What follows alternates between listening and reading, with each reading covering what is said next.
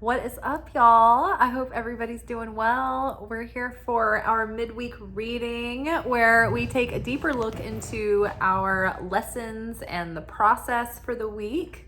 We use the Wild Unknown Alchemy Oracle deck for the Wednesday readings, and I'm clarifying with the Dreaming Way Tarot. So these are pre-shuffled. I pulled them this morning, and if you don't already, you can follow me at Liz_Taylor_Magick on Instagram. And on Monday, Wednesday, Friday, I do our posts there. I write them out so you can get a look at them earlier, and we talk about them in more depth and dimension on the videos at night. While we're talking shop, I would love it if you subscribe to the channel.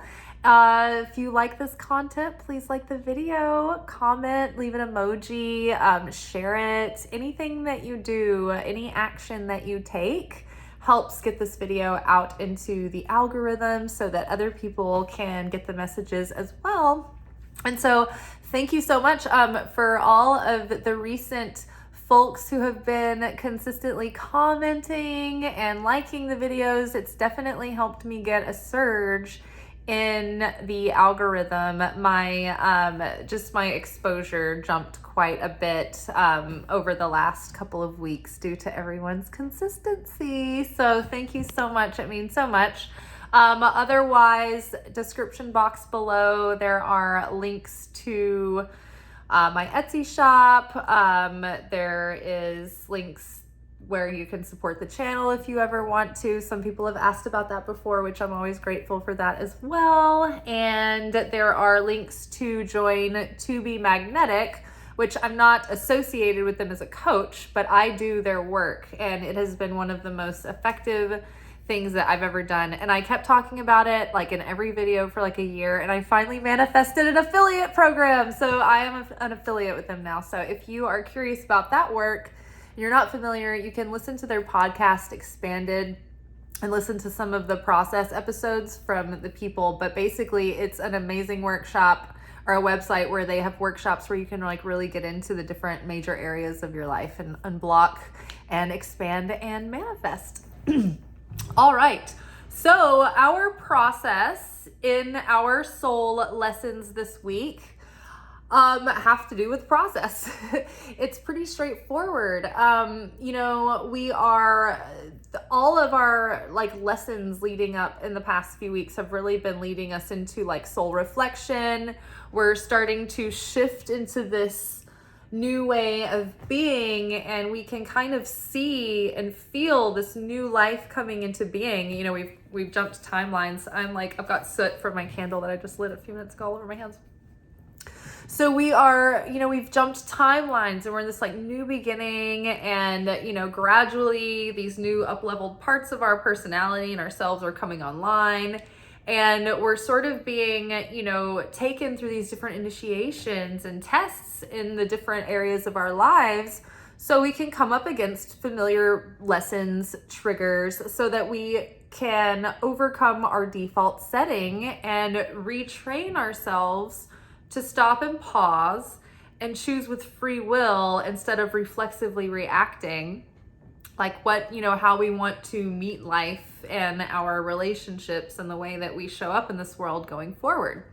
So recently we've been in sort of a, pause for reflection, because we've been sort of like in the first steps, like all year we've just been in this like, and they're off. Like, we've been kind of going through it. We've been really in the moment, and we've sort of maybe gotten like wall-eyed or tunnel vision. So now is a great time to pause and reflect. Okay, let's get my wits about me. Let's look to see how far we've come and really settle in. Okay, what's been coming up lately? What have you noticed? When have you felt triggered, and why? Like what's still there that's lingering just below your conscious awareness that's still sort of blocking you or causing you to trip up into those old behaviors? Now, it just so happens that Rosh Hashana is coming up the 15th, 16th, and 17th of September. The new moon in September, which, let me see what phase it's in.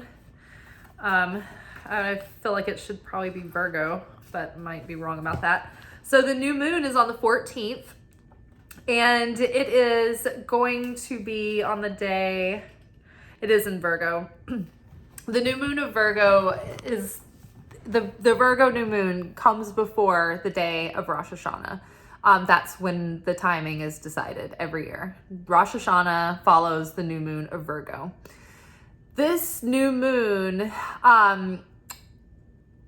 that day is, you do an act called tashlik. And tashlik is traditionally an animal sacrifice. I think it would be a goat. If not a lamb, I think it's a goat or a chicken that you cast your sins upon, or all the ways, the shortcomings, your weaknesses, the things that you want to change for the year to come, the things that you maybe would have done differently this past year. You cast it onto this sacrifice, and then the sacrifice is sacrificed. An alternative, a vegan alternative, is you can actually do tashlik with bread. You can put your intention and you can cast your negativity, your sins. You go through these in your mind and you consciously give them into the bread. And then you throw that into the water because you're letting it go. You're casting it off and you're cleansing, right? We're cleansing. So the month leading up to Rosh Hashana is all about self-reflection and self-evaluation. This time period is called Tishuva. It's called returning from sin or returning to the path. And it's when we do this reflective work for like a month where we go deep, a month to 6 weeks or so.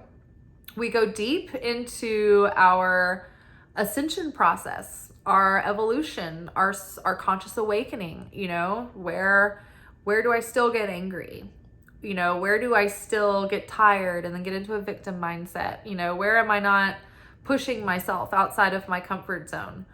Where do I get self-centered and distracted from being a beacon of the light, right?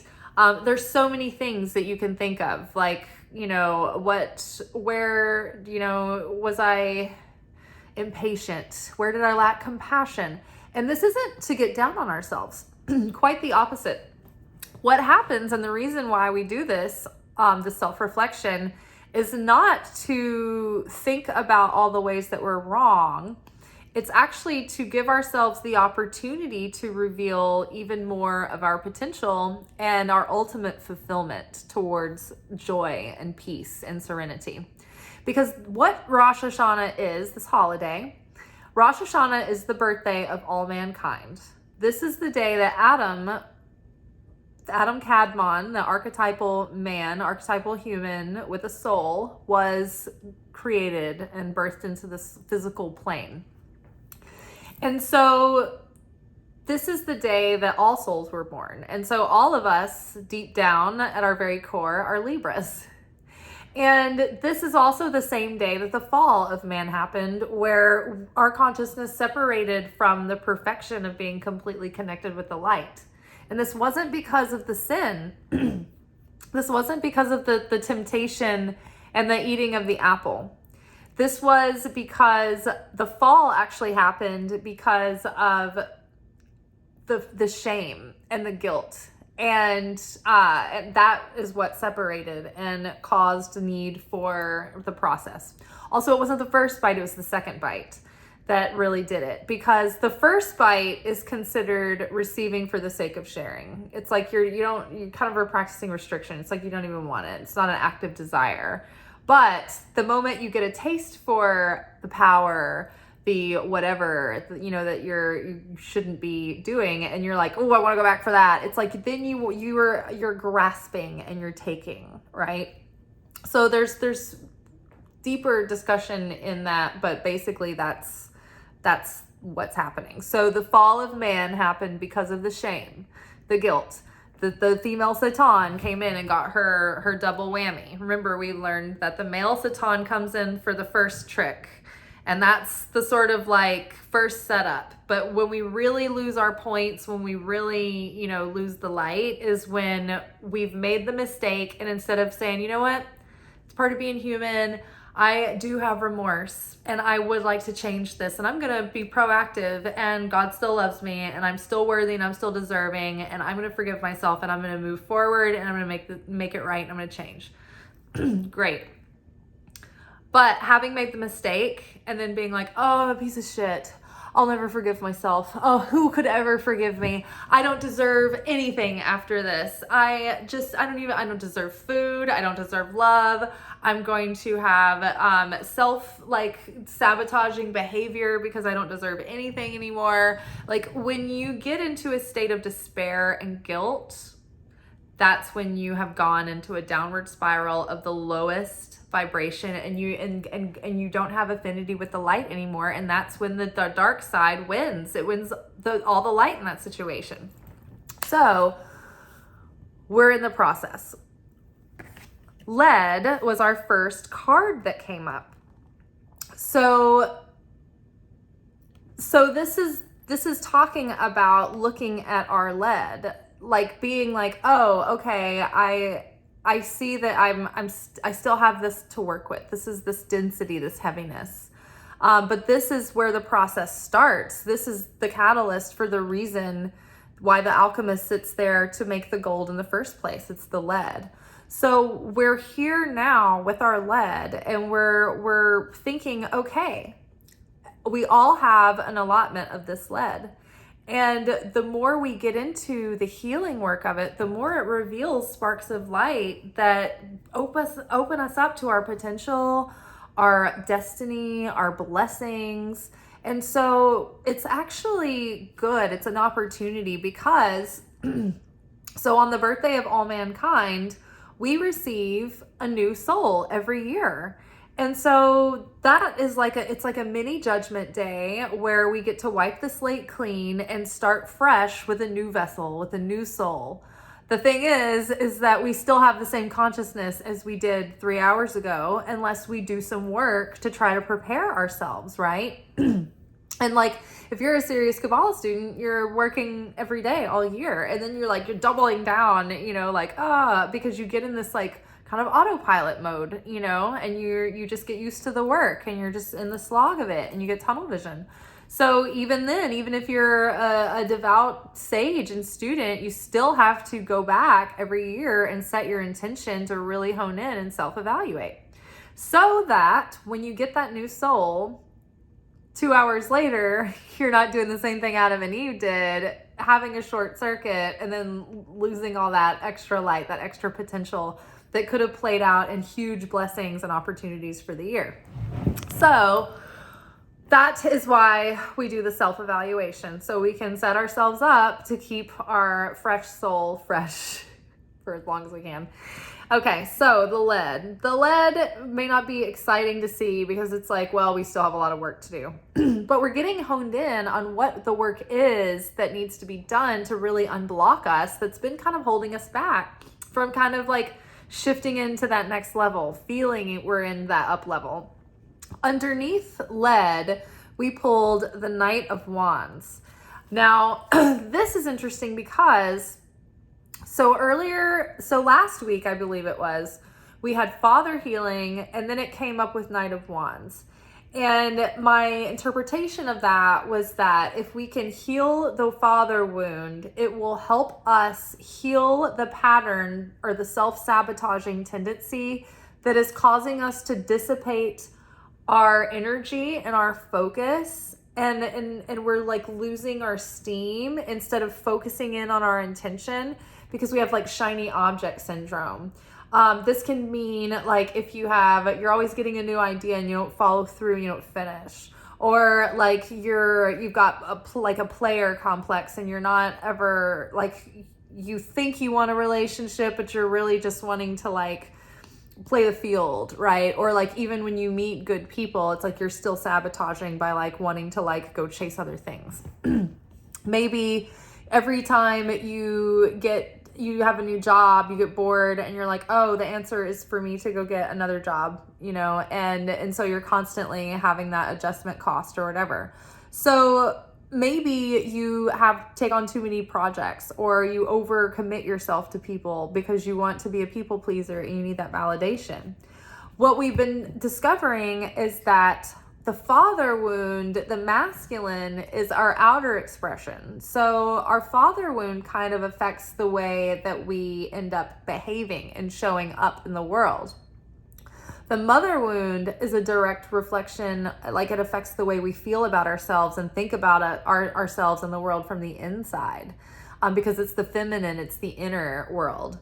So they both affect how we feel about ourselves, but dominantly, the father wound is more visible from our behavior, whereas the mother wound is more how we feel about ourselves, and it affects our worth. So they're both, to me, they both cross over, but I can see how the father wound does affect more how you act out rather than what you accept in, what you accept from yourself, for yourself. But they both are, they both have to do with your sense of self-worth. So the Knight of Wands, yes, that shiny object energy, that like squirrel running after this thing and the next thing and the next thing. So that is what we've discovered that we're working on. That is what those wounds, that father healing, is what's going to help us overcome this tendency to self-sabotage. And the more that we do that this week, we are getting a resurgence of vitality and motivation. Blood came up. And blood, it's like putting your blood in what you're doing, like your blood, sweat, and tears. But this is about like vitality and vigor. And what we've been talking about, leading up to today and the past couple of weeks, is that the more that we heal and unblock these unconscious patterns, these tendencies to self-sabotage, our limiting beliefs, we heal these old wounds from past relationships and from our mother and father. Like the more we do this healing, it's like the more we have this energetic and emotional and mental bandwidth. And it's like we're suddenly feeling renewed and like this new sense of enthusiasm and focus and intention toward our purpose and what we're doing. And it's like renewing our desire and our determination and our drive and our endurance. But it's not without, having processed a lot. And I think we need some rest a little bit too. So don't push yourself too hard. But underneath this blood, we have the Fool. And so it's like we've put our blood, sweat, and tears into our transformation. We put our blood, sweat, and tears into like everything that we're doing. And we're like, oh my God, when am I going to get results? And like now we're finally like, okay, some of the baggage has been left. We're feeling like, okay, lighter. We're feeling levity again. And like the Fool, unencumbered by luggage and baggage, just this little knapsack, that means we're unencumbered by past conditioning and fears and negative expectations and limiting beliefs. It's like we're unencumbered by all of that, and we're going out brand new with an innocent mindset and a fresh perspective. And we have enthusiasm, and we're willing to take a risk and go out on a new journey, with little to bring along, right? We're just like, yeah, let's go for it. Let's take a chance. It doesn't matter if we're totally prepared with all the resources in the world. Maybe we just have a knapsack on our back, but we're going to go for it. And so that Fool trusts source. It trusts the universe. The Fool is ready to take manna for the day and no more, right? Where would they put it? They don't have a wagon. They don't have a truck. They don't have a wheelbarrow. They don't have a big bag. So yes, and the Fool walks along the edge, dances along the edge, barely paying attention, and the dog is running, and they are just happy in the moment, right? Now, don't get foolhardy, but I think that this is more so about having a brand new mindset to make a fresh start and to, really set out on like a fresh foot forward with a new slate. The moon came up, and this partially has to do with giving yourself a little bit of rest. Like the moon has cycles. it's full of light and then it dissipates, and then it gradually grows again and it's full of light and then it dissipates. And it's very consistent and gradual and step by step. The moon is the divine feminine. It's the triple form goddess.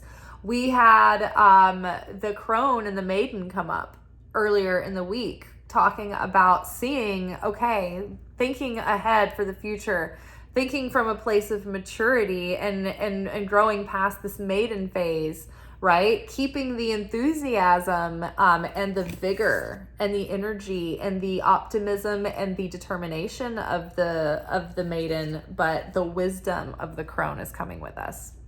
And so there's something that we are letting go. We're letting go of so much of the baggage from the past, right? We're forgiving the past. We're letting go of old stories about ourselves. We're letting go of things that never worked or that, aren't working. We're letting go of things in our life that are trying to leave, that are trying to, come to a conclusion so that we can have a fresh start. These are mindsets, patterns, expectations for how things are gonna go. Recently, I didn't realize that I was still frustrated from things that had been going on for several months, even though things had started to change in an environment. And I was just like, oh, wow. Like, I had to be reminded, hey, it's things are not quite the same as they were. They are changing, and it's just, you just have old frustration built up, and you can let go of that now. You can let go of the mentality of that period, right? Sometimes we get so used to being in a struggle or in a difficulty that when it's over, we don't realize that it's over. It's we're still kind of in that the residue of the story. So yes, letting go of the past, judgment. The judgment card came up, which it's Rosh Hashana is around the corner. It's a judgment day, a purification. This is an opportunity to really see what we can grow past, what we can overcome. The great thing about Rosh Hashana is that there's so much power there that day to really make a change. There's so much support from the universe. There's all this light that's just opening up and pouring in. So it's, it's a good thing. But yes, the judgment, it's there's this is a moment of redemption, resurrection, renewal, repentance, reconciliation, forgiveness. It's we're letting go of the hard feelings. We're letting go of insecurities left on us by other people. We're letting go of, maybe things that have happened, after having the father wound. It's okay, well, that might have caused problems in our career and in our relationships that made us have mindsets about ourselves. But now it's it's not who we were. It's just now that we can undo that, it doesn't have to be the same anymore. It doesn't have to be this defining thing about us. So be able to let go of the past and move forward, right? But embrace this time, even if there are things that are happening that are unpleasant.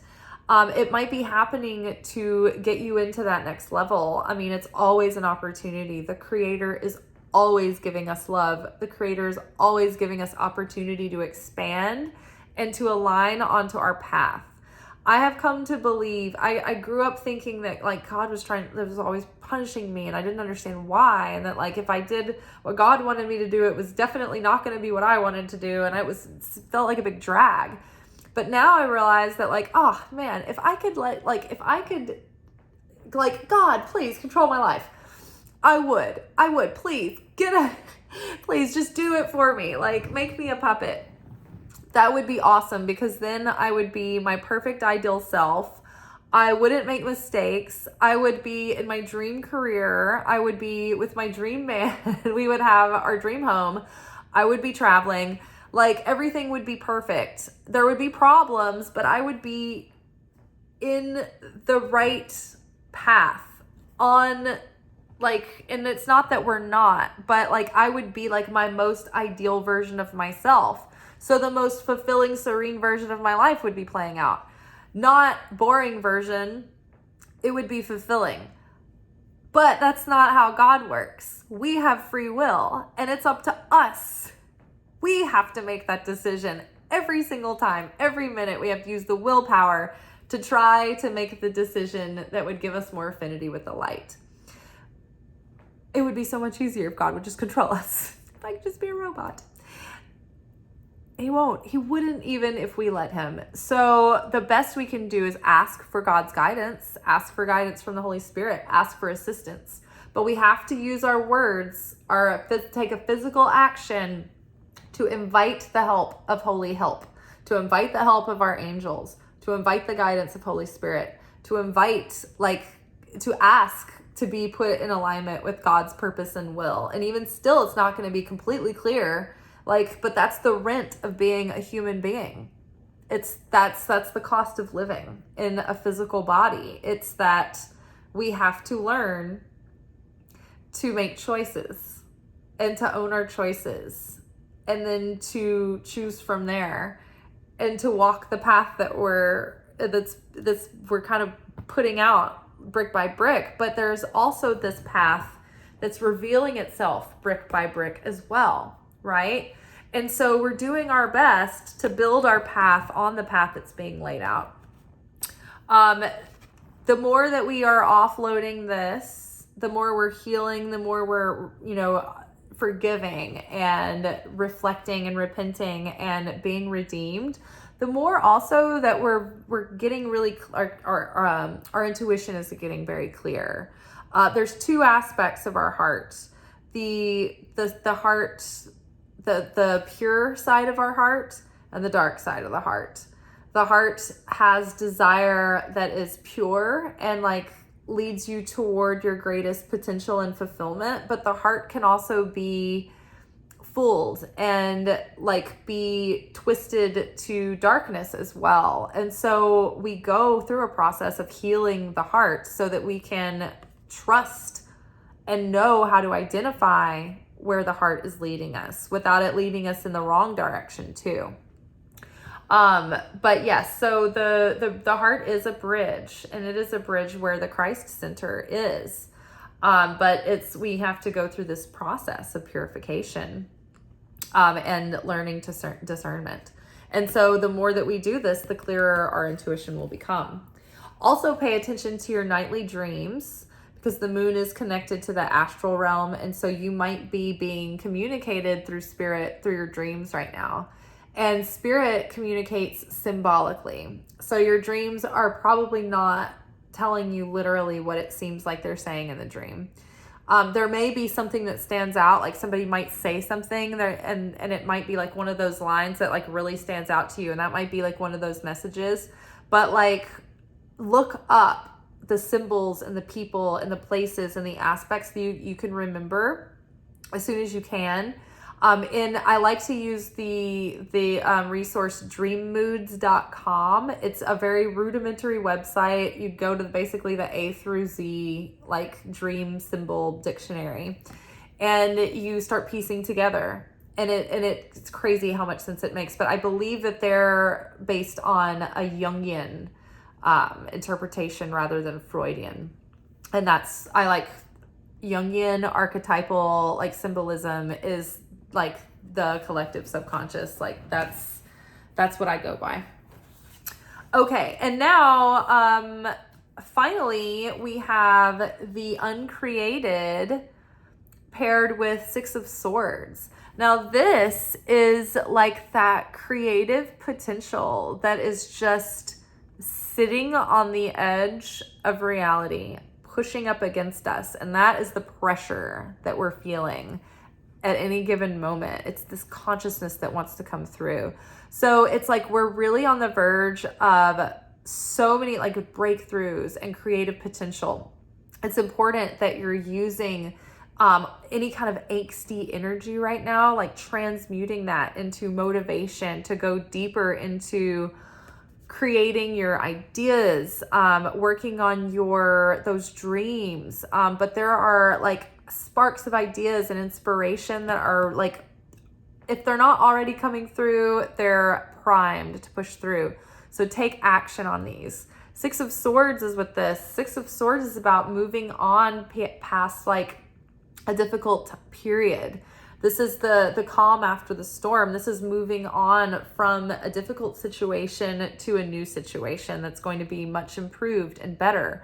So it's like, again, the more healing that we do, the more bandwidth we have, the more vigor and determination and desire we have to follow our dreams and pursue, those goals again. And the more creative we're going to be, and the creator might have things that want to be birthed through us.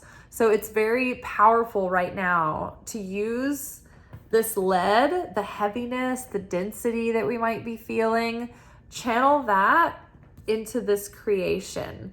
The more that we alchemize this lead, the more that we feel inspired, and these little sparks start coming through, and we're like, oh, I have an idea.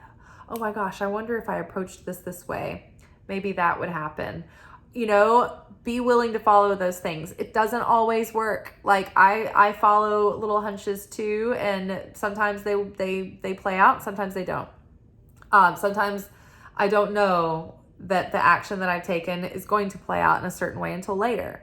So yeah, just trust and follow those hunches. If they don't feel like you're being reactive, like with a feeling of scarcity, like you have to act now or else it'll all be lost. Like, listen for that calm, steady voice that's like, I think we should try this. Not, you gotta do this now. Buy now, or it's gone. Don't pay attention to FOMO. Okay. So I think we're good, you guys. I think that potential is being revealed this week. Lots of it. Ideas, inspiration, and new motivation.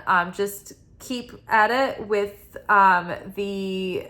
your efforts and the self-evaluation, the healing work. And the healing work is not to say that we're not whole and complete, but we're human beings. We're here in this world. Things have happened to us. We have, witnessed things and been given impressions that we can reevaluate and revisit. So, not like we're not picking away at ourselves to feel like we're less than. We're just growing and evolving, always. Well, all right, y'all. I hope that you have a good rest of your day or evening or whenever you're watching this. And I will see you next time for Thirsty Thursday's Romance Oracle reading tomorrow or today, whenever you see this. Ciao.